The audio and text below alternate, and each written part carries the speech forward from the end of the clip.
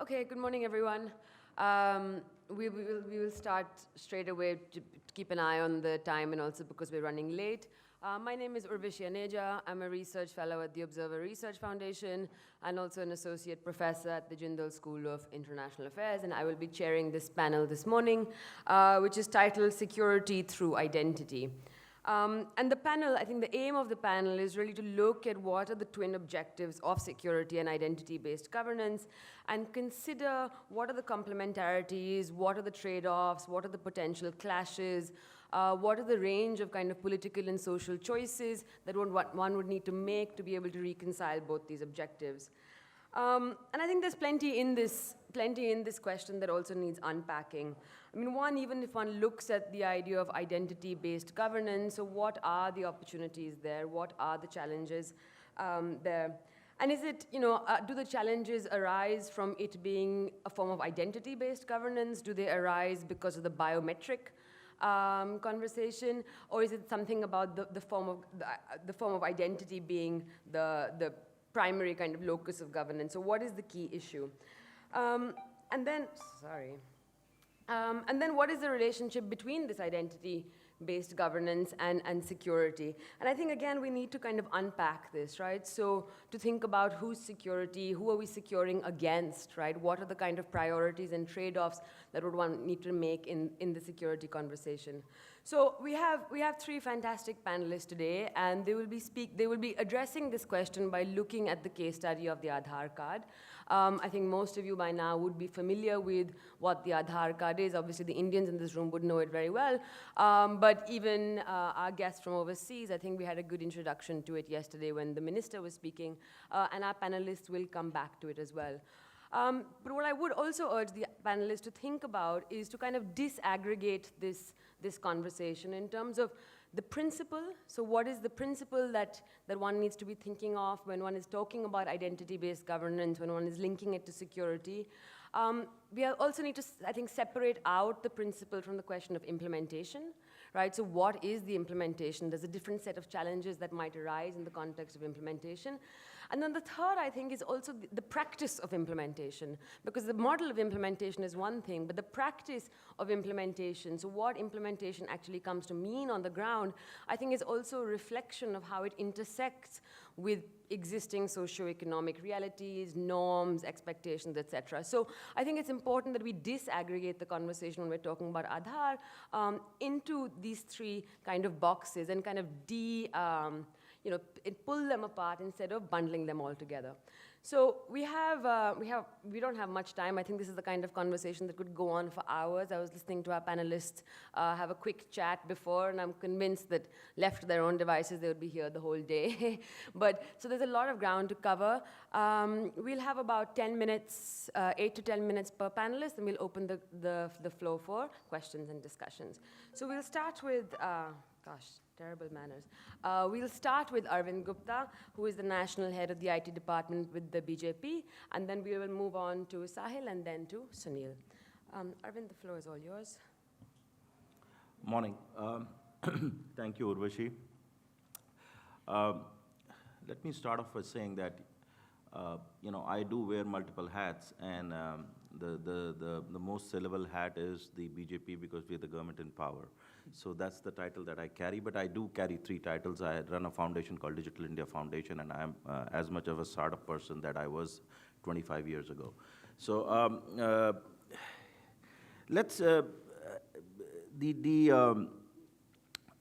the topic of identity and security is very interesting. The title of the conference is the CyFy 2017, the India Conference on Technology, Security, and Society. Now, sometimes we keep seeing security only from one lens, which is data security, technological security. I would bring in the angle of social security, financial security, also into this. But let me begin by asking, how many people from India probably know this? From outside India, there's a new telecom operator last year called Jio. How many heard that story? Anybody know what Jio did? Rohit Bansal is here, he doesn't count.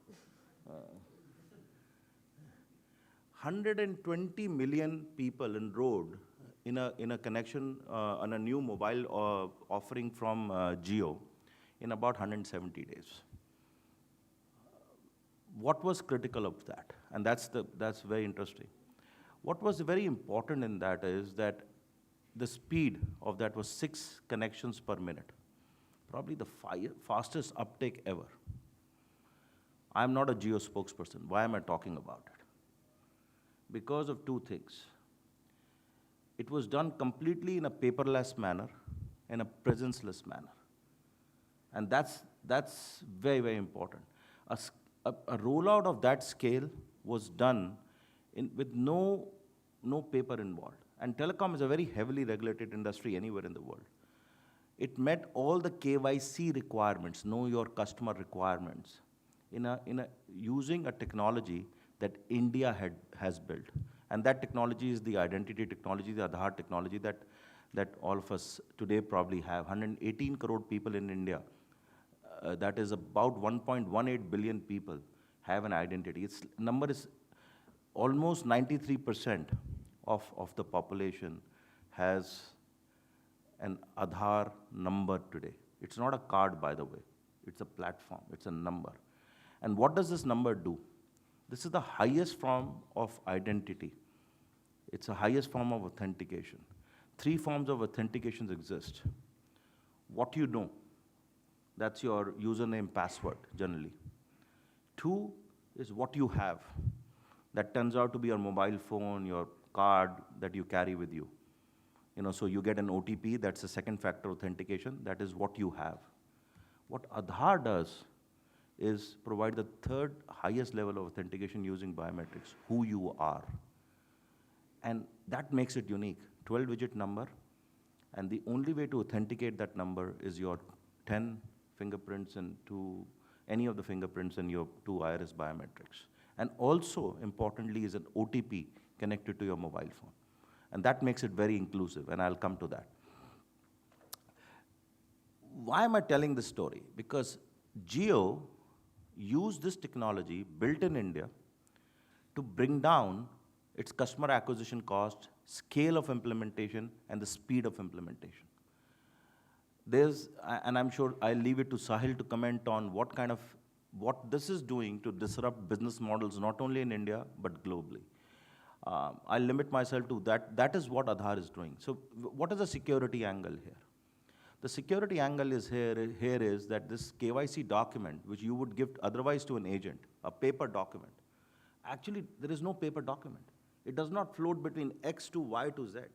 You're not at a mercy of that enroller to say that this document is going to only be limited to that one connection that you know of.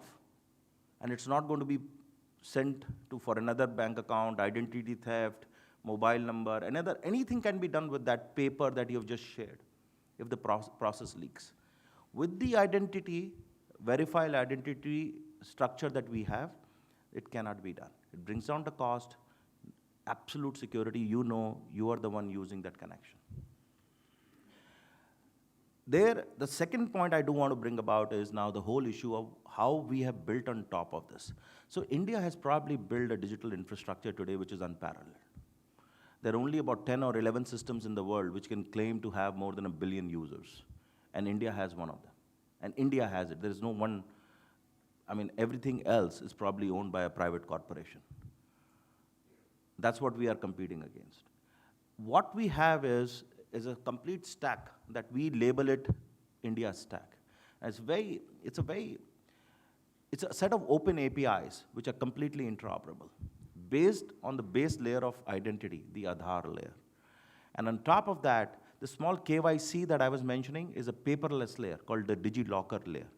So we've got the identity layer, a paperless layer. And you can authenticate, you can use your documents in that Dropbox on steroids, which is called the paperless layer, the DigiLocker of India. You're using your Aadhaar as an authenticator. You don't need anything else. Aadhaar, you can decide what documents get shared. The third thing coupled with that in the India stack is the payments layer.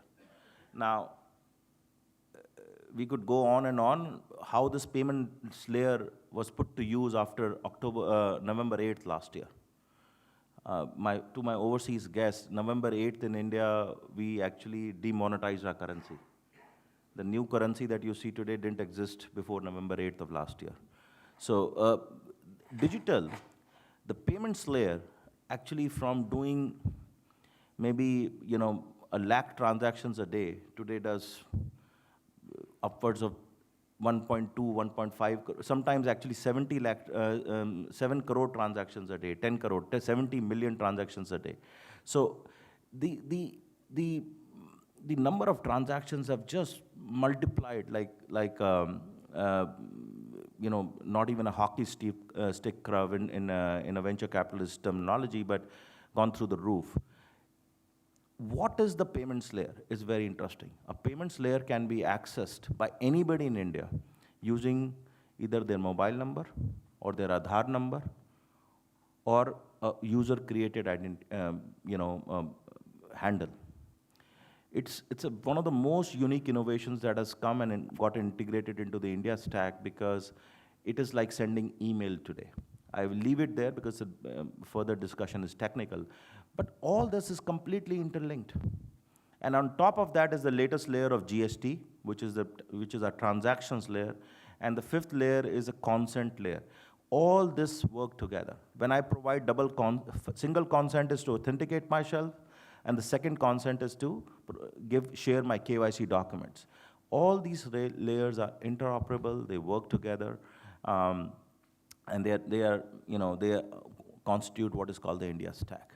As I said, I think Sahil is going to talk a lot about what business innovations can come on top of it. Two things. I gave you a case study of a private company. Let's take a case study of security, social security, of financial security. Number one, using this India stack architecture, today, 280 million people plus have bank accounts, which didn't exist before. From being 50% coverage, banking coverage, at household level, today we have 100% coverage at the household level. We have more than 1 billion bank accounts in India, 500 million of those are unique. We have 100% universal coverage of bank accounts at a family level, at a household level. Banking, along with payments, today in India you can open a bank account in less than 2 minutes. Actually, some banks claim it less than 30 seconds because of this architecture. Nowhere in the world you can do that. And that is real inclusion, that is real security. And what is happening because of that? The government, so I'm coming to government last and then I'll leave it to my other panelists to comment. Today uses this whole India stack, this identity architecture in a trinity called JAM Trinity. JAM. Jandhan is the bank account, A is the Aadhaar, and M is the mobile. Using this, you can, and I'm sure the minister talked about this yesterday, you can actually give social security, benefits, entitlements directly into a person's bank account. No fakes, no duplicates, no middle persons. And money comes directly into your bank accounts. 100 rupees, $100 gets transferred, 100 comes here. You don't have to even go and pay a bribe to get the money that you owe, the government owes you. So this is the revolution that it has done. 58,000 crores, upwards of $9 billion have been saved by the government in transacting about $30 billion. Last 2 years, $30 billion worth of social security and benefits have been given out using this system. Estimate savings is $9 billion. What is the cost it has taken to build this Aadhaar stack, this payment stack in India? Less than $2 billion. $1 billion still is sanctioned, budgeted amount that has not been used. So that's the business model by itself. Apart from happy citizens, happy consumers, you have just disrupted the way the government works today. And this is just the tip of the iceberg. The government has implemented about 5 schemes on DBT, what is called direct benefits transfers on this. There are about 200 such schemes that can be implemented. Imagine the impact. So I think that is real security. The point I'm trying to make is identity has enabled people to really avail of the money, be secure about their money, be secure about their payments, privileges, and the next few steps could be around health, land, and a lot of things. And these are something that are, uh, I do want to mention, one thing that remains in this is the DigiLocker. Today, you can digitize all your educational records and store it here. And you can then give consent to an employer to share your records. No more records getting lost, educational degrees getting lost. So your identity is being used in a manner that it can really disrupt government, your own working, businesses, and in a completely interrelated manner. So I leave it there. Over to Sahil. Thank you, Arvind. I think there was a very compelling case for the kind of efficiency gains that one would get from something like the Aadhaar card. It would be interesting, perhaps, when we come back to a broader discussion, to talk about also the kind of political and social gains that come with it, which is what you touched upon towards the end of your comments. It'll be interesting to unpack that a little bit more. So, but we'll save that for our discussion. I turn now to Sahil, who is, you all have, I think, your bios, but he's the principal at Aspada Investments.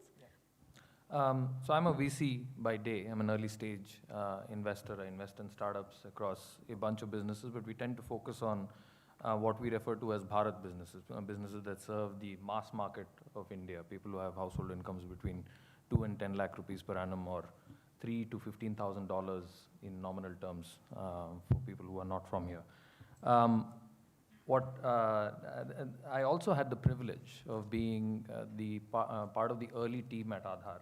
So I was with Aadhaar before even the first Aadhaar number was issued. I joined in August of 2010. The first number was issued September 12th, 2010. And I served there for a little over a year. It was one of the most fascinating years of my life. And back then, it was an ambitious idea. I still remember being one of the first people to write the first draft of using Aadhaar as KYC. It was a white paper at that point. And then, the geo example is very gratifying for someone who worked on this project very, very early on. I'd like to begin with a small story, which is the reason behind the name Aadhaar itself. We were trying to decide on a name for the unique identification number for everyone. And UID number just doesn't have the same ring as Aadhaar, does it? So one of my colleagues, who was also a volunteer, Aadhaar was a fascinating organization back then. I mean, it was a combination of both private and public private individuals who were volunteers and public servants. So one of my colleagues, who was also very young at the time, he was just 25, he was in Rajasthan, and we were doing these civil society meetings, meeting with people from different parts of the country, and he was actually in the middle of the desert with a tribe that lived there, and he kind of explained what we were trying to do, and at that point the village headman essentially said, "What you're doing is excellent," and in Hindi he said, "After all, पहचानी तो जीवन का आधार होता है," which basically means identity is the foundation of life. And that's when we realized that that's what we should call it. We should call it Aadhaar, we should call it foundation. And that's what it means in Sanskrit. And so that simple insight actually tends to repeat itself throughout everything that Arvind just said, and all the applications that Aadhaar has gone through. It serves as the foundation for everything, because back then there were 400 million people in India that didn't have any form of ID. No driving license, no PAN card, no passport, no voter ID, no ration card, nothing. And at that point we also kind of had this conversation around every other form of ID, every other card that you have is actually meant for a purpose, is to give you an entitlement. Tax ID allows you to file returns. A driving license allows you to drive. Each of these has a purpose. But there is no pure identity, which is just to prove that you are who you say you are and you live where you say you live. And that's essentially the core of an ID, right? Which is why Aadhaar was designed the way it was. When people talk about Aadhaar having a lot of data, Aadhaar has very little data on you. per se. It only has four demographic details. It has your name, your address, your gender, and your date of birth. Has your photograph, and then the biometrics that Arvind spoke about. So it was designed to be an extremely lean system, and it remains so to this day. And it still rankles me when anyone calls it an Aadhaar card, because it is not a card. It's just a number. That printout that you take whenever you download an Aadhaar card, it's meaningless, and you ideally shouldn't have it with you to show it to people. You have plenty of other photo ID cards that you can use. That number should be confidential, ideally. Just like the social security number is not something you just hand out to everyone, right? So when the question comes, and now I'll move towards, now that I've kind of given you a bit of an introduction to myself and the context of Aadhaar, the question now comes, when you say security through identity, security for whom and from whom? And so, if you were to kind of split it into two categories, so security for the state or collective resources, and that's what I mean when I say state, which is, the benefits that people who are entitled to them should get, and security for the individual.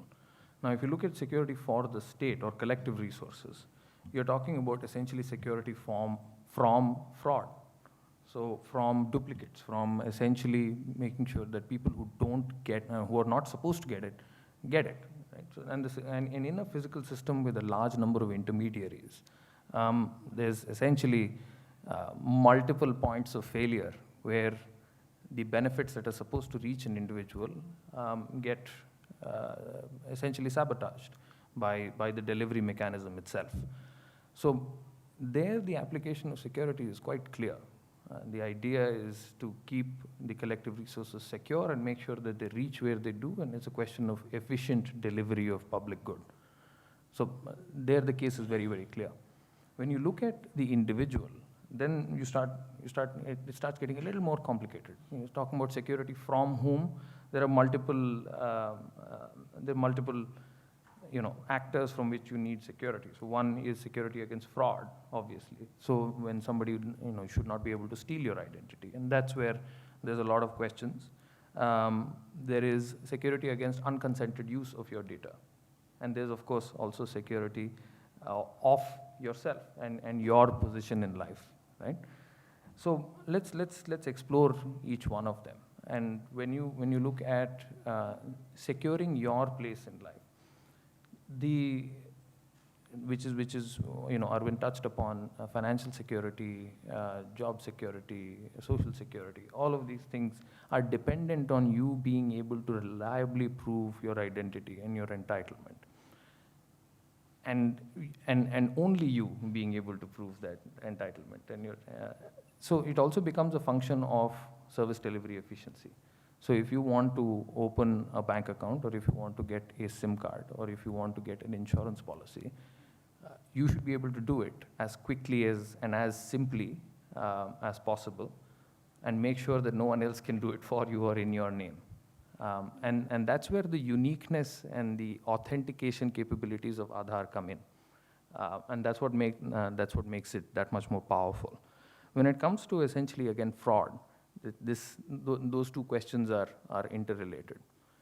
The third aspect of unconsented use of your data is a function of data privacy laws, something that doesn't exist in this country yet, but we have a commission that's been appointed by the government called the B.N. Sri Krishna Commission, which is in the process of drafting a law, which will hopefully come out very, very soon. Now that I've kind of outlined this, the final part of this is how does this affect industry, right? And it has tremendous implications for businesses, and it has tremendous disruptive implications. The first industry that I think is set up for it is financial services, because, again, as was pointed out earlier, if we've gone from 0 to 300 million new bank accounts that didn't exist before, suddenly you have a massive target market that was purely in the informal space before, that has now got the potential to be formalized. And the scale and scope of that is quite tremendous. The first aspect of financial services, which will dramatically change the life of hundreds of millions of people in India, is credit. India today has a household debt to GDP ratio of about 10%. It's one of the lowest in any country with a population of more than 40 million people. That's not because we don't take credit. I mean, India also has got the dubious distinction of being one of the few countries in the world that enters retirement age at the household level with a positive debt balance. So instead of having a hump-shaped debt curve where the debt peaks, household debt peaks at around age 40, our household debt just keeps rising, and I'll come to why. But essentially, and all of this debt is at a interest rate that is, that would make credit card companies balk and go. I mean, we're talking about a weekly interest rate of 5%, and that's, if you do an APR of that, that's more than 250% annualized. It's crazy. And most of these people take this debt to essentially manage their working capital, because these are farmers, or these are small, grocery store owners or vendors who have to essentially pay for their inputs and then wait for their payments. So they're essentially always in a negative working capital cycle. So credit has a tremendous implication. So if I'm able to formalize this, suddenly the cost of credit drops from well over 50% to well under 25%, hopefully. And that is a significant impact on people's livelihoods. When you look at the cost of capital in the bottom 4 quintiles, so the bottom 80%, I think it's up to 20% of their household expenditure is just interest. So it has a tremendous implication, just the formalization of this. The next, of course, is insurance. And so when the question around we enter positive debt balances we have positive debt balances in retirement, and that happens because we don't take insurance ex ante. We don't plan for the shocks that come later in life. So when somebody gets a heart attack, or when you have any kind of health, failed monsoon, say, any of these minor shocks can send a low-income family into poverty, like that. And there's no way for them to come out of it. And insurance penetration, again, in India is ridiculously low. It's 3% of India's GDP, whereas the global average is 6.5%. All of this comes back to identity and formal delivery mechanisms. And I could go on about healthcare and not having medical records, and the fact that people die when they get treatment they shouldn't get because there's no unique medical record that's carried forward from one place to another, and how much can you expect a person who's not that educated to actually go and say, I have this pre-existing condition, so please treat me after taking that into account. You can talk about education and how there is no employment history at all that is valuable for people who are in the informal space. So if you had someone who worked with your family as domestic help for 10 years and did exemplary service, but for some reason had to move to another city, that 10 years of service doesn't matter if you're not able to kind of give a proper, if you're not going to take the initiative of calling that person's next employer and say, this person is fantastic, hire him or her, right? So in every aspect of life, identity can become an aspect, is the foundation of security and is the foundation of everything that happens in your life. And so I just wanted to open with these remarks. We can explore other aspects. I think there are vulnerabilities in this system. No system is perfect. And I'm happy to kind of respond to those questions as and when they arise. Thank you. Thanks, Sahil. Yes, I think we will end up coming back to this question of the vulnerabilities as well, and looking at the trade-offs and the kind of political and social choices or trade-offs that one needs to evaluate in the context of the Aadhaar number. I'll turn over to Sunil now for his remarks. Thank you, Urvashi. So I'm going to follow the format that Urvashi prescribed, but I'm going to duck last question. I'm only going to look at the principle and the question of implementation. And again, as the panel description says, I'm going to look at the principle and its implementation in 2 layers of the India stack, because the other project is the case study where we're having this discussion. I'm going to look at the consent layer more deeply, and then I'm also going to look at the foundational layer, the presenceless layer, which is the layer that contains the unique identifier. And I'm very grateful both to Mr. Gupta and Mr. Kinney for introducing the layers so that I don't have to do it in my presentation. So the principle I would like to advocate for is a very simple one, and it is competition is good for security. Though when I come to the presenceless layer, I don't think competition is the best word to use, but I think it gives us a useful metaphor. So in the consent layer, the way things currently work, or since the layer is not completely developed, the current vision for the layer is that there will be the data subject, an individual consumer citizen, and then the data controller. Let's take Sahil's example of insurance or credit. So there are multiple banks that would like to lend you money, or multiple insurance companies that would like to handle your risk. And in order for them to send you a bid, they need your personal information. So that is the flow of information amongst the actors. What the consent layer envisages is an actor called an account aggregator. And the account aggregator manages what are called consent artifacts. And the XML schema for the consent artifact has been published by the RBI in one of its policy documents. Going back to the example, you might have a single insurance portal or a single loans portal that speaks to multiple lenders, multiple insurance agencies, and you as a citizen end up on that portal. You pass the consent artifact through the portal to the end data controllers, and they get back to you with the bid. So the relationship that is currently envisaged is that there is a many-to-many relationship. You can have many account aggregators serving a single data subject. The simple tweak that I want to introduce in the design that I would like to propose is that you have a 1:1 relationship between the data subject and the account aggregator or consent broker. And then to prohibit the consent broker or account aggregator from making any revenues from the insurance companies or the banks. It's a little bit like the rules for investment advisors in the Netherlands. If you're an investment advisor in the Netherlands, then the only person you can charge a fee to is the person you're advising. You cannot make money from the funds that you're advocating for, because that is seen as a conflict of interest. So the way this will work is there will be a limited market of data subjects in the country. The whole population at some point will come on board. That market will be carved up between multiple account aggregators.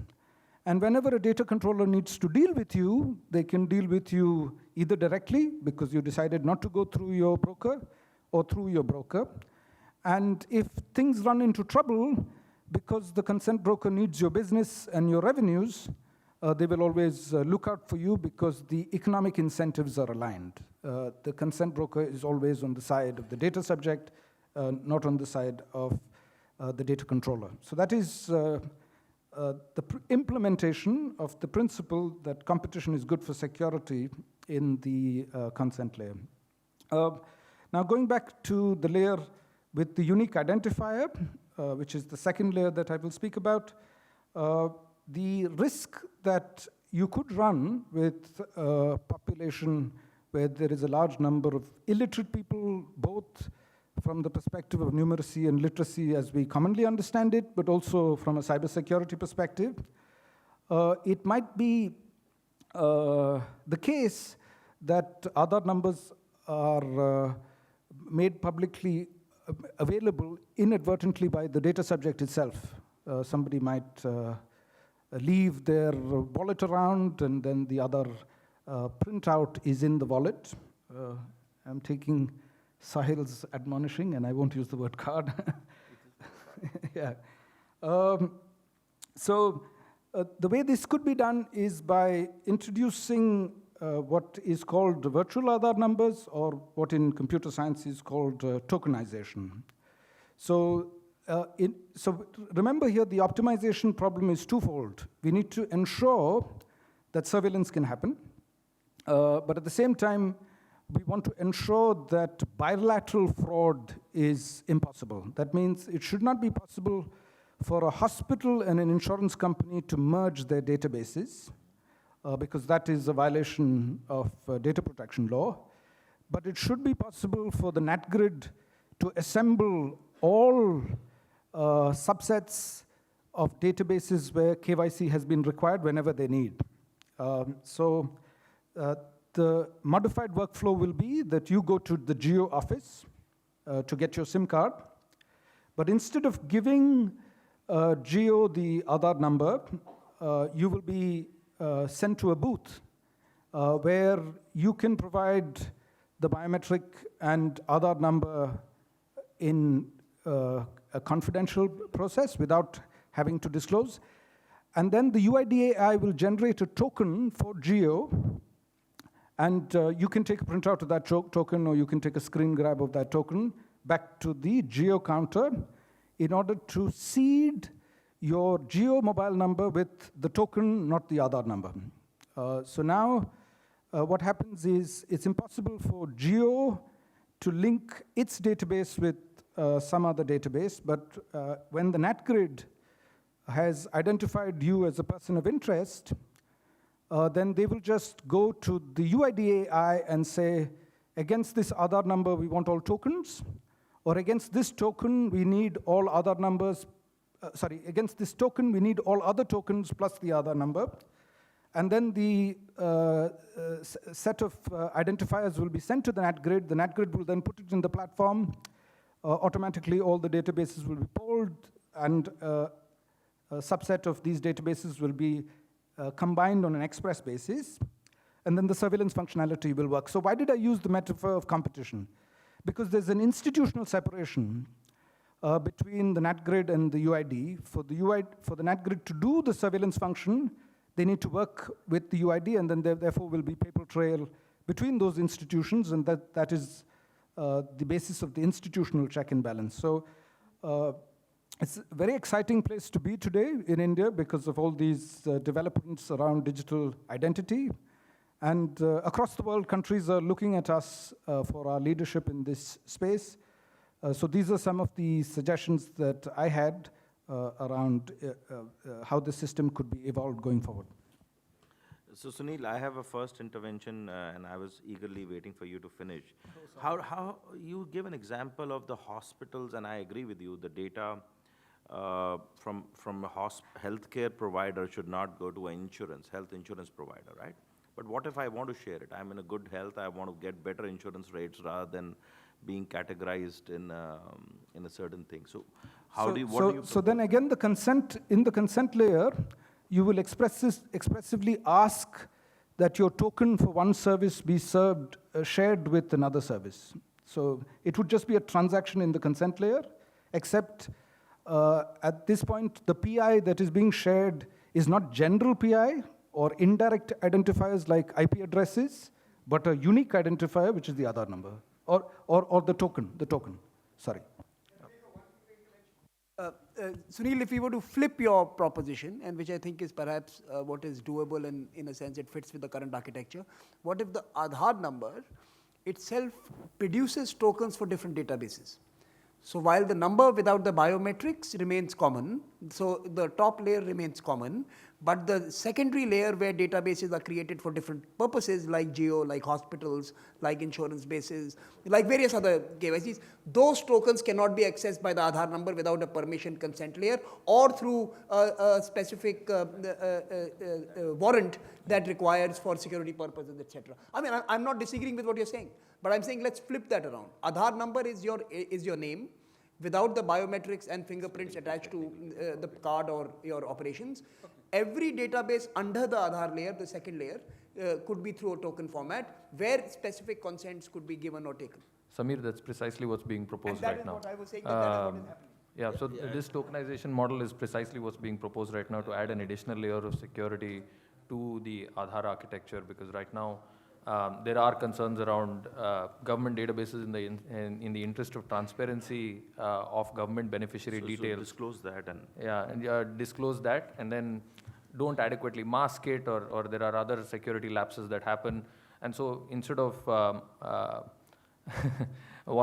there's a philosophical razor called Hanlon's razor, just like Occam's razor. So Hanlon's razor states that never attribute to malice what can be adequately explained by incompetence.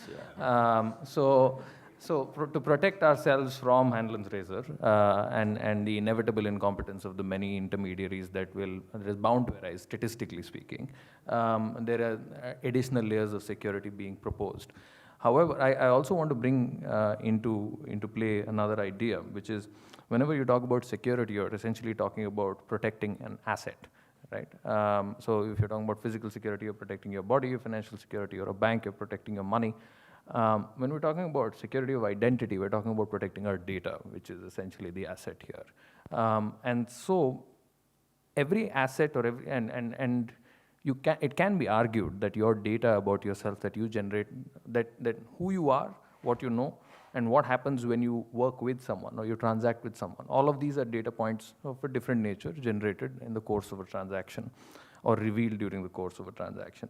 Now, all of these assets, essentially, and it can be argued that it's a natural resource of some sort. I mean, you're a natural product, and it's a natural byproduct of a transaction. Every natural resource in this country has a regulator that talks about how that natural resource can be managed. We're talking about oil, you're talking about telecom spectrum, you're talking about currency, for example. Data, again, is another asset that needs to be regulated. So my submission, and I posit that a pure data privacy law alone is not enough. You need a regulator who's also an enforcer of what data, and let me come more specifically to this. Depending on whether it's financial data, medical data, educational data, employment history, each of these have different sensitivities and different applications. And therefore, its use case, I mean, it's very sensitive to the use case that you're talking about. And therefore, the regulations cannot be broad-based about data sharing. They have to be extremely granular. And at the same time, somebody should be able to, there needs to be independent regulatory oversight to make sure that once you're talking about what data can be, so collection limitation, storage limitation, use limitation, and sharing limitation. So collection, storage, use, and sharing. These are 4 aspects of a different type of data. And again, there are different sectors, so medical, financial. So it becomes like a complex grid. Then we're talking about who can collect it, who can share it. So there are multiple parties. So there are different dimensions of these transactions. So it becomes actually a multidimensional matrix if you're an engineer. And therefore, to define how each cell in that multidimensional matrix should work, there needs to be fairly granular specification of how the data should flow. At the same time, if you're essentially regulating each cell, then you should also audit and enforce compliance in each of those cells. Now we're talking about trillions of transactions because there are billions of people. They're talking about billions of people, multiple dimensions. So we're talking about trillions of transactions every single day. And if you want to ensure compliance with this, my submission to this august audience is the fact that we need to have a regulator that's extremely technical, that's staffed by a team of elite engineers. Thankfully, we're in a country that is full of elite engineers.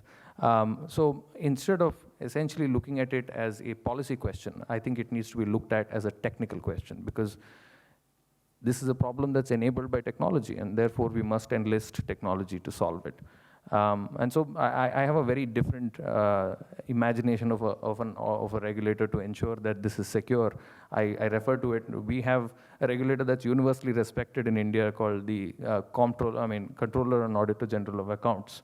And it has a great reputation in this country because it has exposed several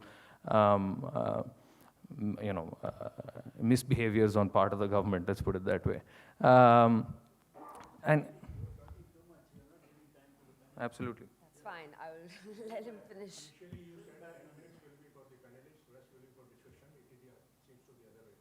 It is a discussion. We are in the middle of a discussion. They're responding to each other. That's fine. Let's move on.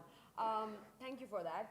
I mean, I think, you know, I'll hold my questions, but obviously I think the point that comes out to me from what you're saying is do we need to be, I mean, I'm not so convinced that we can separate out the technical question from the policy question, right? I'm not convinced that they work in separate silos. I think that they both shape each other. And I think it's a dangerous road to assume that the technical question operates in a policy vacuum. And I have a concern about the sequencing of it, right? I mean, if we are talking about data regulation, we're talking about privacy, did these need to come before we went down the Aadhaar route? Is there a sequencing problem? And I think that's where the implementation question comes into play. One is the principle, but then how do we enact the principle if we are all in agreement on that? I am conscious of the time, so we'll take maybe about 4 questions and then come back to the panelists. Sir, there, one. I'll finish this side first. Thank you. Ricardo Tavares from Tech Policy. I have a question for Arvind. Arvind, there's nothing like India and the scale that it's going to gain, and some problems are going to emerge, and I think India is capable of addressing it, and the data privacy law that's in the making will play a very important role. My question is that you run one of the most impressive digital campaigns in political history, the campaign of Prime Minister Modi in 2012, 2013. You have a hat in the party. You don't have a hat in the government. But the government has a policy that has collected an enormous amount of data. How the separation of the data of the government and your plans for the next campaign will work? Let's take a few more questions. Sir, you had a question there, yes? Yes. Yes. Please keep your questions brief. Thank you. My name is Sahil. I'm with the Center for Internet and Society. Sahil mentioned about how the CAG has been a great body, etc. But the CAG is actually an example of how policy regulation has failed. Because if the reports don't go to the Public Accounts Committee, and if they decide to do nothing about it, then nothing will actually work. So which is why I want to use that analogy and ask you or even Arvind this question. Aadhaar is ultimately a surveillance regime because it wants to conduct a certain degree of passive surveillance, like say TB is, we have a TB surveillance program, we want to do some kind of passive surveillance to prevent leakages and better delivery of services, etc.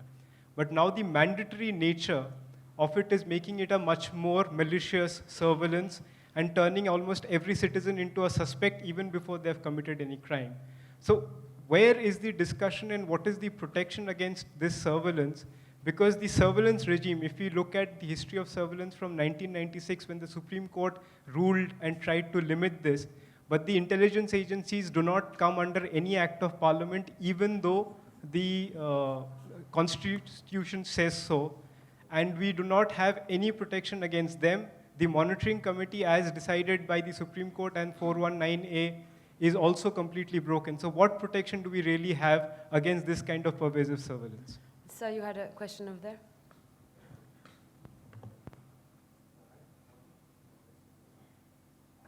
There, can you hear me? John Mallory from MIT. I think this is a fascinating discussion, and and it's very interesting the fact that you're separating the strong identity from the persona involved in different transactions. And this gives you tremendous power on how you can design your system. And my observation is that when you concentrate digital information, you create a large target for foreign intelligence services. But because you have the personas, you can distribute that information and keep it separately, separating concerns. And that makes it harder for it to be collected all at once. But at the same time, you enhance privacy. So as you go forward thinking about privacy, you can also thinking about counterintelligence. And also, of course, obviously you now have the visibility in order to do interesting policy. So I would go around the other way on the issue of whether it's policy first or technology first, because the technological moves can open you opportunities for policies that you might not otherwise be able to make. So that you want to consider those both. And you may have already thought about this, so I'd be interested in the reactions from the panel. And I guess the last point, which is maybe Sunil, architecture, you could also have zero knowledge proof kinds of things where you could show that something was true of an individual persona without having to actually transfer the information. And that would be a tremendous success in terms of privacy. Thank you. Sir, over here. Thank you for this excellent panel discussion. I'm from Sri Lanka, especially to Arvind and Sahil and Sunil. We are inspired by this program, so I just have 3 fundamental questions. Firstly, who owns the data that any citizen or a visitor registers? That goes to me. That takes me to the next question. Can a visitor register, and what is the duration of the visitor's registration? And is there a provision in law or otherwise that enables the data owner to control the manner in which he can update the data, for example, if he changes the address of his residence? Secondly, where and in which entity has regulatory control over the biometric data that is collected? Is there a proposed law that is going to define it? I'm sorry, I'm just asking some very basic questions because I'm from Sri Lanka. Lastly, why was there no base law put in place before this program was launched that defined the parameters of who owns the data and where will it reside, where will the data relating to biometrics be located, and who has access? What's your name, to it? sir? Janata Fernando from Sri Lanka. I'm a government lawyer. Thank you. I think we'll take one more question before turning back to the, but we'll come back for a second round. We've just been informed that we have an extra 15 minutes. Ma'am, your question, please. I will come to you. Thank you.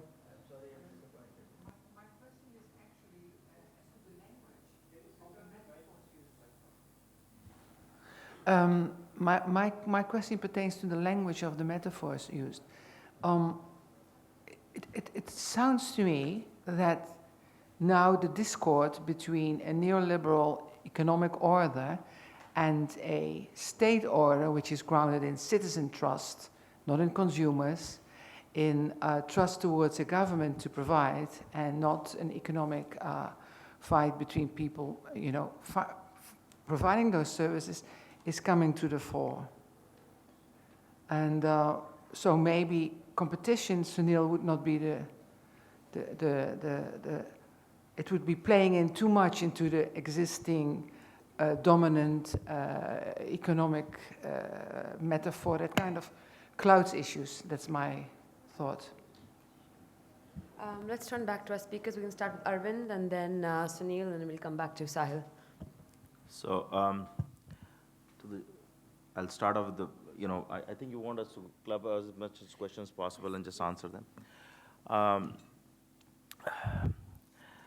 Sir, thank you for commending us on our election campaign, but I must, with due respect, and the person who was a former chairman and the starting chairman did fight an election on a Congress ticket. By then they had India had collected 60 crore, 600 million Aadhaar cards. This data is not penetrable. This data is not shareable. There's a whole consent layer. If that data was shareable, Congress would have not ended up with 44 seats in the parliament. So let me be, whether it's the Congress regime or the BJP regime or any other regime, this data is very secure. This is not shareable. This is not something that politically can be used. Okay, let me assure you. 2, who will use this politically, and that is Dr. Urvashi had mentioned this, and let me comment on this right now. For good governance. If good economic governance is done, good fiscal governance is done, using a technology that exists, it is going to result in socio-political benefits, and there's absolutely nothing wrong in that. But not from data pilferage. To Saikat's point on surveillance state, I know, Saikat, you always bring it up. I think securing India's financial accounts, banks, telecom operators from fakes, from tens of different PAN numbers is security that we want. 290 million PAN cards exist in India. 60 million or odd people pay taxes or file for taxes. I should correct myself. 290 million PAN cards exist. 60 million file for taxes. 100 million have been able to verify their PAN cards, which deadline was, I think, the 31st of August, got extended to 31st of December. Yeah. About 100 million got it linked. 190 million have not got it linked yet. I have a feeling a lot of those would be duplicates, because there was no authentication mechanism, no technology that existed that secured the multiple issuance of a card, right? Today we have it. We should use it to best use. And that is a requirement, because that's the Prevention of Money Laundering Act. That's security to me. And I think if anything that is within that mandate, because the system was very loose, the plumbing didn't exist, does not mean the plumbing should not exist in the future. So today we have the technology to do that, we should do it. Who owns the data? The consumer owns the data. The citizen owns the data. I have no doubt about that. I just wrote a big article on this, sir. The rule in India is a resident, 180 days plus, can get an Aadhaar card. Resident. Aadhaar card is not a proof of citizenship. Let's be very, very clear on that. I have, if anybody who lives in India is not a citizen of India in this room, if you lived on more than 180 days, you're required to have an Aadhaar number. Otherwise, I have a lot of visiting dignitaries who come and take visiting friends, overseas citizens, they come and they apply, they get it. It's a cycle. Data ownership and updation, it's all possible. You go to either you can do it through a web mechanism, online mechanism, or you can go to one of the citizen service centers which exist throughout India and get it done, or Aadhaar service centers. So it's a process that can be done. It goes through the same validation, and you can update your data. All that has been architected in. But the fundamental thing that who owns the data remains that the consumer owns the data. Without your consent, the data cannot, even your KYC records, double consent cannot be shared with somebody else. It's your data. In this case, it is in the sovereignty, it's in the protection of an agency called UIDAI for the biometrics. The important thing that you said is that, do we have an act? We do have a partial act. I wish we bring out a complete act for Aadhaar. Today we have a act which is more of a financial act, what is called a finance act. But we are looking forward to a full act coming out soon. Thank you.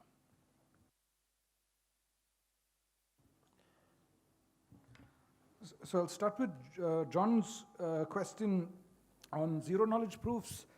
I think it's an excellent idea in certain areas where there is no international regulation that requires the data controller. For example, banks, because of anti-terror financing law, they need more than zero knowledge. So, but absolutely interesting idea.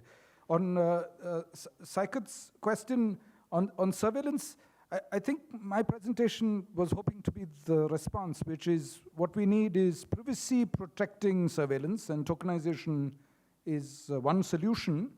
There are other solutions proposed by the former privacy commissioner from the state of Ottawa, which was using homomorphic encryption and so on. All of those things don't scale. So this is like scalable. We have the technology right now. It's something that we can roll out immediately. And finally, to Inike's question about language, see, the alternative vision for the stack would be that the government built all components and ran all components of the stack. And then anxiety about surveillance, etc., would increase. So in a sense, having multiple service providers in each layer of the stack has been key to this vision of this project. Of course, when you use the phrase competition, people might think of crony capitalists and a lot of strange ways in which competition can be organized. But if we manage to get it right, then that is hopefully the better vision, both from a cybersecurity perspective, because there's greater resilience in each layer of the stack, and also less surveillance in each layer of the stack.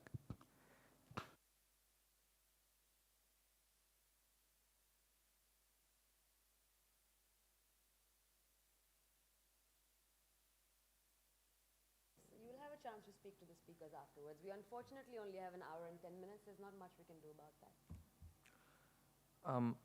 To respond to Jan's questions on can you update the data? Yes, you can. There is an online portal where you can go ahead and update all the data that you have. Yeah, and offline centers as well. Who has regulatory control of the biometrics? Currently, the Unique Identification Authority of India, which runs Aadhaar, controls the biometrics and is also the sponsor of the Aadhaar Act, which is essentially the core entity there. And why was there no law in place when it started? Now that's a that's a question that only the powers that be can answer. All I know is that there was a very inspired team in place that built this, and the law came when as fast as it could have. Having worked with the government yourself, sir, I'm sure you can understand there are certain exigencies that can't be avoided. The question around surveillance state, I think there is it's a real concern, and therefore I think we need a very, very strong law, and we need an institution to protect the interests of the citizens that is not the government itself, in the sense that there needs to be a separate entity. And of course, we need to take into account technical solutions of the sort that Sunil proposed, which I think will go a long way further than because often the people who ask the questions around institutions, around surveillance, don't necessarily trust the institutions at the state, and that's a valid position to take, right? I mean, distrust of the state is a valid position. So I think it's a combination of law and technology, and I'll leave it at that. Great, thank you. We do have about 4 minutes left, so I'm going to please keep your comments very, very brief. I would hope there's a question and not just a comment. 1, 2, sir, and then we'll take a last one, and then we will have to wrap up. You will have plenty of time over lunch to continue this conversation. It's not one that can be wrapped up in an hour and 10 minutes. How many Please of keep you your have comment read brief. Times of India today? Front page news, data security. Today news I'm talking about. 6,000 Indian companies' data is on sale, including DRDO, including Aadhaar, including RBI, including SBI. This is the news. This is the news. It's an observation. Front page news. Okay, 16th thank page you. Liberation. Thank you. And why I'm talking is Is there a question, sir? because Aadhaar data stealing or data security is risky. I'm a biomedical scientist. You can teach using biomedical data is much more dangerous than an atom bomb.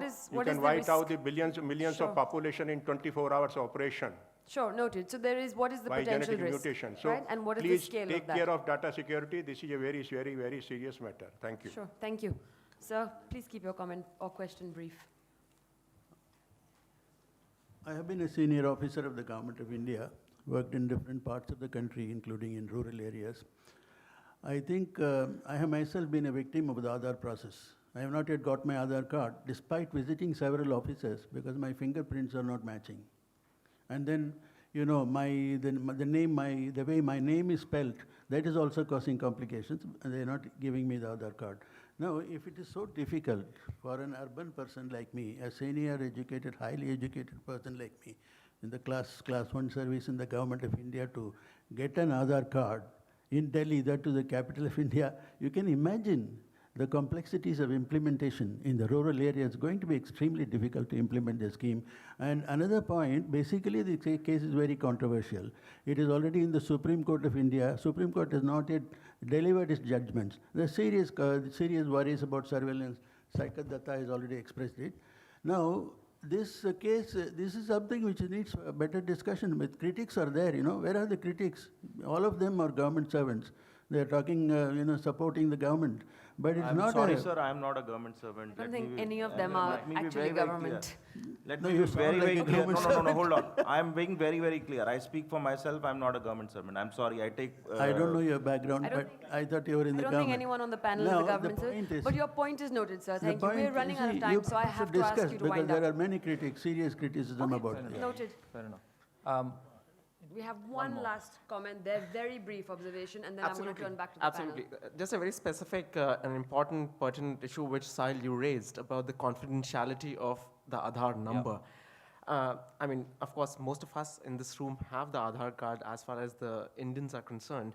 And what I'm trying to say here is that not many efforts by the government have been made in creating the awareness about the confidentiality aspect, of the Aadhaar. I wasn't aware of this, that that it hasn't to be, I mean, the numbers shouldn't be shared with anybody because it's sacrosanct in that respect. So I just want to quick, is the government doing, since you've been part of the very early foundation of the Aadhaar institution, I mean, what is the government doing in that regard, or if you are privy to any of those things? Because that's very important, I think, so for us citizens to know about that.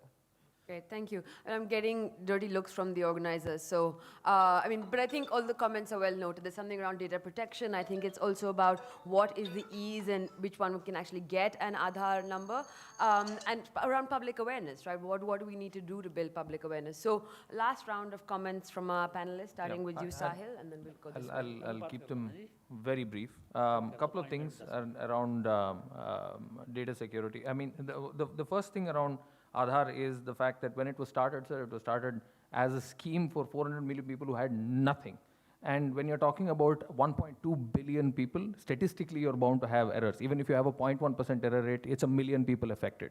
It's ridiculous. So when you're looking at that, you have to take into account this. For every person like you who had this problem, there have been 99 or 100 people who've not had that problem. So there are bound to be, and that's not to say that your problem should not be addressed. Of course it should be addressed. And there needs to be constant criticism and constant push of the government, constant pushback against the government to make sure that they're better.